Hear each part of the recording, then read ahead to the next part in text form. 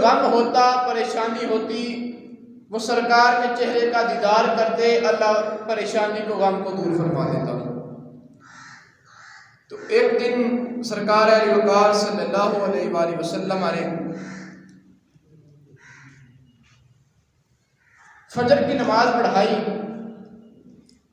नमाज पढ़ाने के बाद रूह अनवर सहाबा की तरफ नहीं फरमाया, बल्कि हमारे आका मौला सल्लल्लाहु अलैहि वसल्लम सैयदा फातिमा ज़हरा रज़ियल्लाहु ताला अन्हा के घर तशरीफ़ ले गए और सैयदा पाक के दरवाजे पर मौला अली रज़ियल्लाहु ताला अन्हु की ड्यूटी लगा दी कि ए अली, कोई भी आए किसी को दाखिल नहीं होने देना, क्योंकि मेरे यहाँ, मेरी बेटी के यहाँ नवासे की पैदाइश हुई है, जिसकी मुबारकबाद अल्लाह के नूरी फरिश्ते देने आ रहे हैं और सलामी भी पेश करने आ रहे हैं।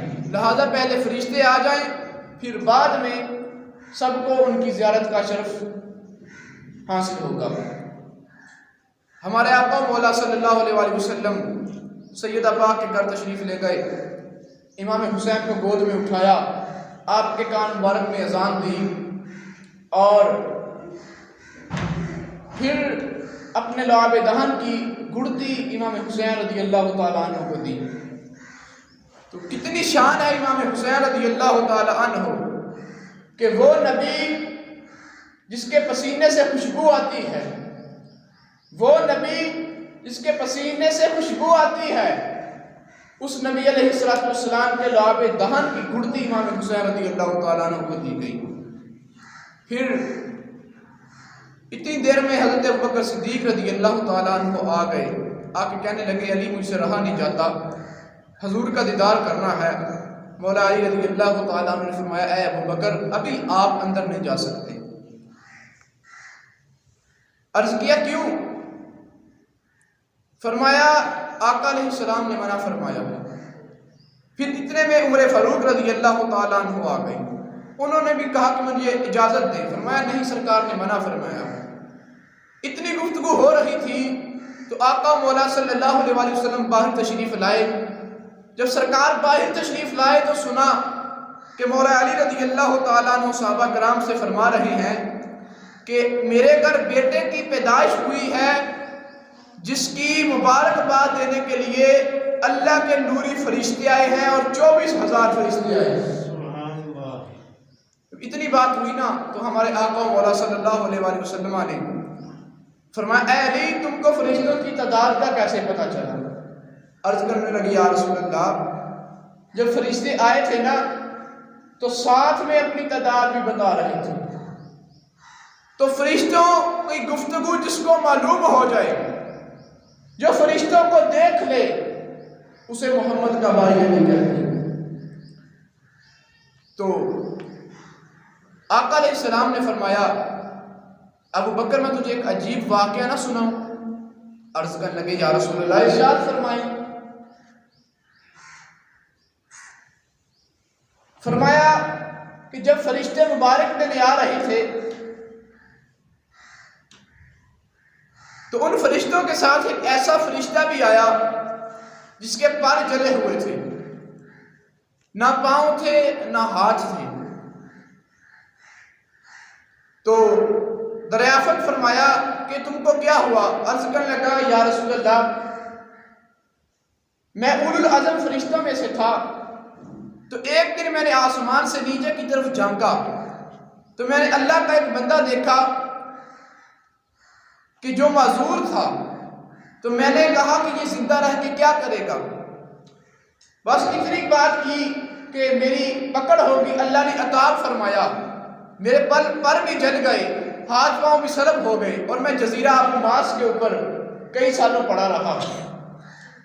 तो देखा कि नूरी फरिश्ते आ रहे हैं गुजर कर वहां से। उन्होंने जब मुझे देखा ना तो पहचान लिया। कहने लगे, तो उलुल अज़म फरिश्तों में से था ना? मैंने कहा जी। तो वो कहने लगे कि तुमको क्या हुआ?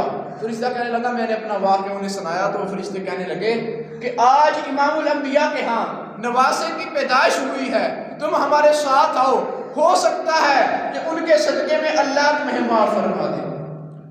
फरमाते हैं कि जब आया फरिश्ता तो हुक्म हुआ कि इस फरिश्ते के साथ इमाम हुसैन जिस कंबल में, जिस चादर में तशरीफ फरमा है वो चादर लगाई जाए। तो आका मौला सल्लल्लाहु अलैहि वसल्लम ने वो चादर पकड़ कर उस फरिश्ते के साथ लगाई। तो उस चादर की बरकत से अल्लाह पाक ने उसके हाथ भी वापस कर दिए, उसके पाँव भी वापस कर दिए, उसके पर भी वापस कर दिए और उस फरिश्ते को मार भी फरमा दिया। यह है मौला हुसैन रज़ी अल्लाह तआला अन्हु। ये अल्लाह निशान अता फरमाई उनकी विलादत व सआदत पर। इमाम आज़म इमाम अबू हनीफा रज़ी अल्लाह तआला अन्हु, आपकी हस्ती मुबारक बहुत बड़ी शख्सियत, पर्सनैलिटी की हामिल है। इमाम आज़म रहमतुल्लाहि तआला अलैह अबू हनीफा आप ताबई बुजुर्ग हैं और ताबई उसे कहते हैं कि जिसने सहाबी की ज़ियारत की हो और ईमान की हालत में इस दुनिया से रुखसत हुआ हो। आपने तकरीबन 80 से ज़ायद सहाबा से इल्म हासिल किया, उनकी शागिर्दी में रहे हैं इमाम आज़म रज़ी अल्लाह तआला अन्हु।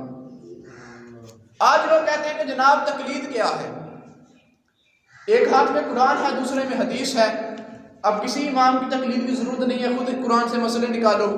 मैंने कहा भाई अगर आप इतने आलिम हो तो निकालो, अगर इतने आलिम हो तो निकालो। हर बंदे को हर तरह की सलाहियत जो है वो नहीं मिलती,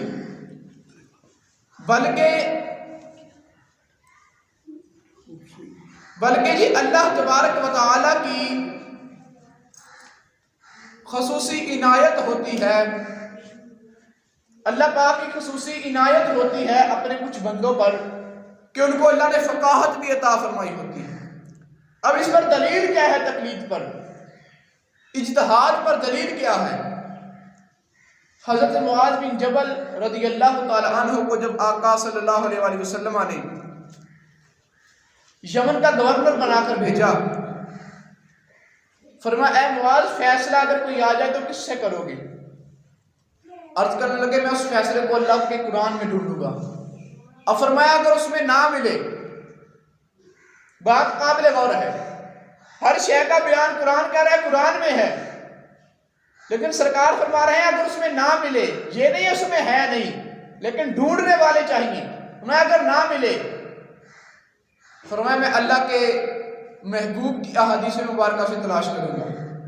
फरमाया अगर वहां भी ना पाओ तो फरमाया मैं अपनी राय पेश करूंगा, कुरान और हदीस को सामने रख के अपना इज्तिहाद करूंगा। जब इतनी बात हुई सरकार ने थपकी दी, फरमाया अल्हम्दुलिल्लाहिल्लज़ी वफ़क़ रसूलल्लाह, कि फरमाया अल्लाह तबारक व तआला का शुक्र है कि जिसने मेरे कासिद को ये तौफीक अता फरमाई है कि जिससे अल्लाह का महबूब राजी हो जाए। हदीस पाक पर गौर कीजिए, जो इज्तिहाद करता है अल्लाह के महबूब फरमाते हैं उससे मैं राजी होता हूं। गोया कि इमाम आज़म अबू हनीफा से अल्लाह के महबूब भी राजी हैं, इमाम मालिक से अल्लाह के महबूब भी राजी हैं, इमाम शाफी से अल्लाह के महबूब भी राजी हैं, इमाम अहमद बिन हंबल से अल्लाह के महबूब भी राजी हैं, इमाम अबू यूसुफ के से अल्लाह के महबूब भी राजी हैं, इमाम ज़ुफ़र से अल्लाह के महबूब राजी हैं। और कोई कहे जी माज़अल्लाह इमाम आज़म को तो 6 हदीसें याद थी, उनको क्या पता, तो गोया कि जिससे अल्लाह का महबूब राजी हो, ये उनके खिलाफ बातें करते हैं। अब इमाम आज़म रज़ियल्लाहु तआला अन्हु को अल्लाह पाक ने क्या क्वालिटियाँ अता फरमाई, क्या उनको सलाहियतें अता फरमाई। और ये जो इमाम आज़म को फिजान आ रहा है ना, फिजान, ये अहले बैत के घराने का आ रहा है। इमाम आज़म के पोते आप फरमाते हैं कि मेरे वालिद को और मेरे दादा को और उनको सबको जो है ये मौला अली का फिजान है। वो कैसे? फरमाया जब मेरे दादा की पैदाइश हुई, यानी इमाम आज़म अबू हनीफा के वालिद की पैदाइश हुई, तो उनके इमाम आज़म अबू हनीफा के दादा आपके वालिद साहब को लेकर मौला अली की बारगाह में हाजिर हुए। मौला अली ने उनके लिए दुआ फरमाई। तो गोया जो इमाम आज़म के को ये फैज़ आ रहा है, फिजान आ रहा है, ये बात मदीनतुल इल्म से आ रहा है। तो इमाम आज़म रज़ियल्लाहु तआला अन्हु कौन है? आप कपड़े के एक बहुत बड़े ताजिर के बेटे हैं। तो इमाम आज़म रज़ियल्लाहु तआला अन्हु एक दफ़ा एक गली से गुजर रहे हैं, बाजार से गुजर रहे हैं, तो रास्ते में इमाम शोबी रहमतुल्लाह तआला अलैह उनका मदरसा आ गया।